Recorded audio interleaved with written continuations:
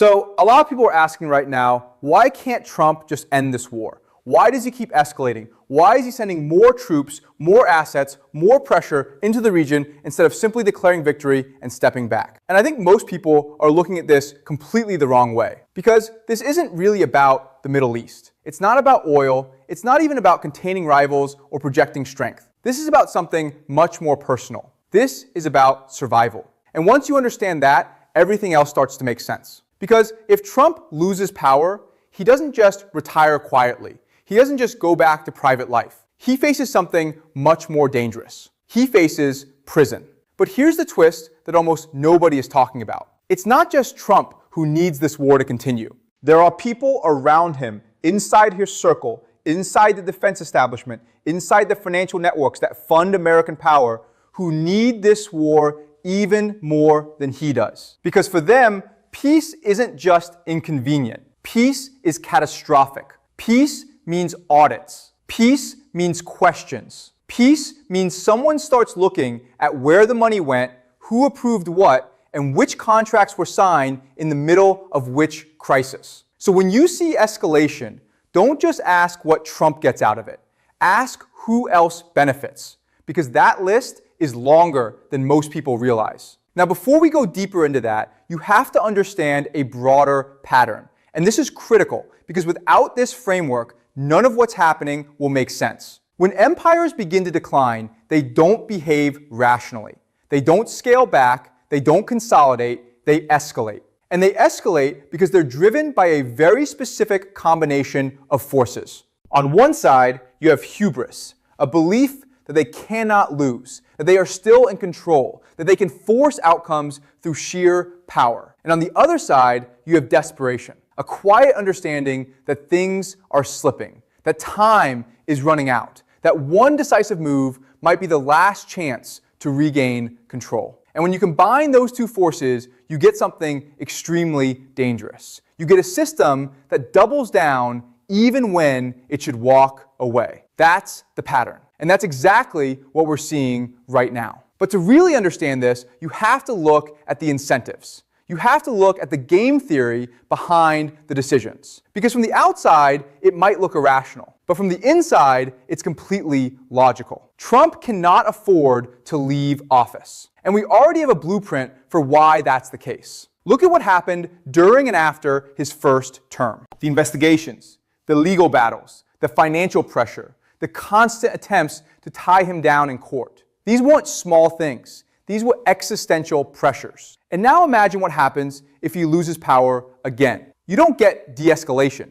You get escalation on the legal front. Because there are people, institutions, and political forces that have made it very clear that they're not interested in compromise. They're interested in accountability, in punishment, in setting an example. So from Trump's perspective, the calculation becomes very simple. How do you stay in power? And more importantly, how do you make it impossible to remove you from power? Because winning an election is one path, but it's a risky path. It depends on voters, on narratives, on factors that are not entirely controllable. But there's another path, and that path is crisis. Because in times of crisis, rules change. In times of war, systems adapt. In times of instability, leadership structures become more rigid, not less. So if you create a situation where the country is under sustained external pressure, where there's instability, where there's fear, where there's a need for continuity, you create the conditions where power becomes harder to transfer. And we've seen versions of this before. When countries are at war, elections get delayed,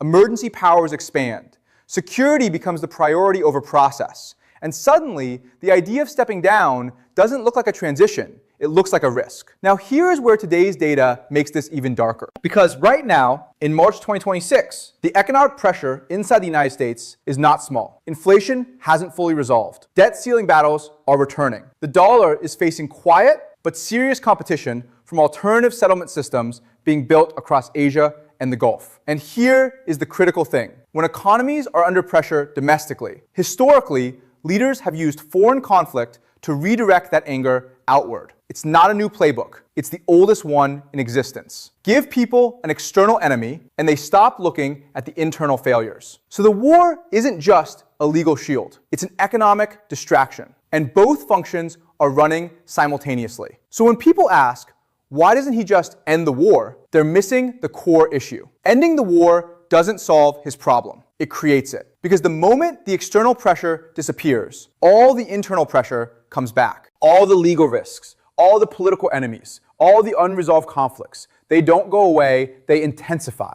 So from a purely strategic standpoint, the war becomes a shield, a way to delay, to deflect, to maintain leverage. Now step back for a moment, because some people will say, okay, even if that's true, why not just declare victory? Why not say the objectives have been achieved and walk away? And on the surface, that sounds reasonable. But the problem is that war doesn't exist in isolation. It exists within a system of alliances, expectations, and credibility. And if you pull out too early, if you signal weakness, the consequences ripple outward. If the United States steps back abruptly, it sends a message, not just to one country, but to every ally and every rival watching. It says that commitments are flexible, that guarantees are conditional, that support can disappear when it becomes inconvenient. And once that perception sets in, the entire structure starts to shift. Allies begin to hedge. They start asking, can we really rely on this? Do we need to build our own capabilities? Do we need to make new arrangements? And rivals start to test boundaries. They push a little further. They take a little more risk because they sense that the response might not be as strong as before. And here is the twist that the mainstream analysis is completely missing right now. China is watching every single move, not just in the Middle East, but in Taiwan, in the South China Sea, in the trade corridors being quietly built through Central Asia and Africa. And what China sees right now is not a strong America projecting power. What China sees is an America that is expensive to maintain, increasingly unreliable to its partners, and internally distracted by its own political warfare. And that calculation is driving Beijing's decisions in ways that will not become visible for another 12 to 18 months. By the time America realizes what shifted, the realignment will already be complete. So the cost of leaving isn't just local, it's systemic. It affects everything from military alliances to financial systems to global influence. And then you get into the economic layer, because power isn't just about troops and weapons. It's about trust. It's about whether other countries are willing to hold your currency, invest in your system, tie their future to your stability. If that trust starts to erode, the consequences are massive. You can see capital shifts. You can see new alliances form. You can see entire regions reorient themselves. And once that process begins, it's very hard to stop. So now you're in a situation where leaving the war creates risks, but staying in the war also creates risks. And that's where the trap forms. Because once you commit, every step forward creates pressure for the next step. You secure one position, and now you have to defend it. You deploy one group, and now you have to support it.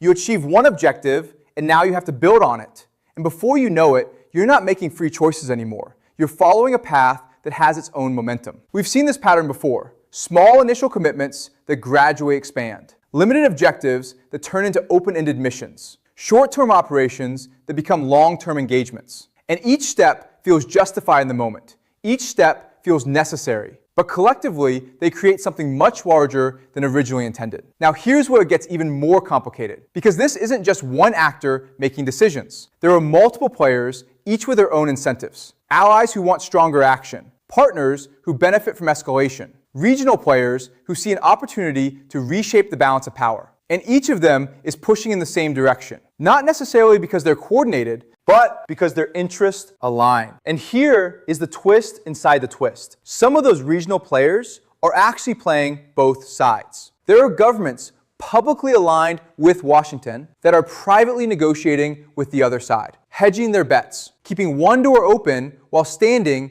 in another, because they have done the same calculation that the rest of the world is doing quietly. They are asking themselves, how long does American dominance actually last? And the answer they are arriving at is making them nervous enough to quietly look for alternatives. This is not speculation. This is what the diplomatic back channels show when you read them carefully. The public statements say one thing. The private meetings say something completely different. So the pressure to escalate doesn't just come from within. It comes from outside as well. And when all those pressures converge, de-escalation becomes very difficult. Because stepping back doesn't just affect you. It affects everyone connected to you. And they may not be willing to accept that. So now you're locked in, not by a single decision, but by a network of incentives. And this is where the concept of mission creep becomes critical. Because it doesn't happen all at once. It happens gradually. You take one step to secure a position, then another to protect that position, then another to expand control. And each step seems reasonable on its own, but collectively, they lead to a much larger commitment. And once you reach a certain point,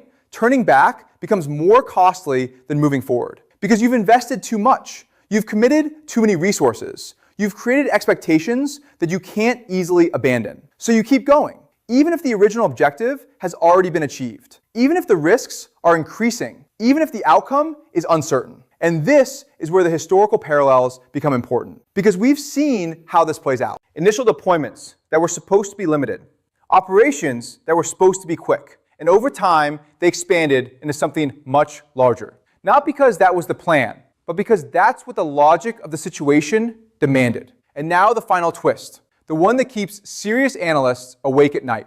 What happens when the person at the center of all this stops being afraid of the consequences? Because right now, the escalation is driven by fear. Fear of legal exposure, fear of losing power, fear of what comes next. But fear has a ceiling. There is a point at which the accumulation of pressure, the weight of the commitment, the impossibility of a clean exit stops producing caution and starts producing something else entirely. It starts producing recklessness. And reckless actors inside declining systems, surrounded by a network of people who all benefit from continued conflict with diminishing options and increasing desperation. Those are not people who look for the exit door. Those are people who start looking for the larger move, the dramatic gesture, the moment that changes the entire frame of the situation. History has seen this before, and history knows how it ends. And at the center of that process is a very simple reality. Trump cannot afford to lose power, because losing power doesn't mean stepping away. It means exposure. It means vulnerability. It means facing consequences that he has spent years trying to avoid. So when you look at the escalation, when you look at the persistence, when you look at the refusal to step back, it's not just about strategy. It's about survival. And people in survival mode don't make normal decisions. They don't weigh options in a balanced way. They focus on the immediate threat. They focus on what they need to do to get through the next phase. And if maintaining the conflict helps achieve that, even temporarily, then that becomes the path. Now, does that mean this will continue indefinitely? Not necessarily. But it does mean that the incentives to continue are very strong. And it means that de-escalation requires something significant to change. Either the internal pressures shift or the external environment forces a different outcome. Because without that, the current trajectory remains. Escalation followed by more escalation. Commitment followed by deeper commitment. And a gradual movement toward a situation that becomes harder and harder to control. So when people ask how this ends, the honest answer is that it's not clear. Because systems like this don't resolve cleanly. They don't just stop because someone decides they should. They build, they intensify, and eventually they reach a breaking point. And that breaking point can take many forms. Political change, economic disruption, strategic realignment. But it rarely comes without cost. And that's the part that makes this so difficult. Because once you're inside the system, once you're part of that momentum, your options become limited. You're no longer choosing between good and bad outcomes. You're choosing between different kinds of risk. And for someone facing an existential threat, the choice becomes even narrower. Because the priority isn't long-term stability, it's immediate survival. And that's why this situation is so dangerous. Not because of any single decision, but because of the structure that's driving those decisions. A structure where stepping back feels like losing everything. And moving forward, no matter how risky, feels like the only option left.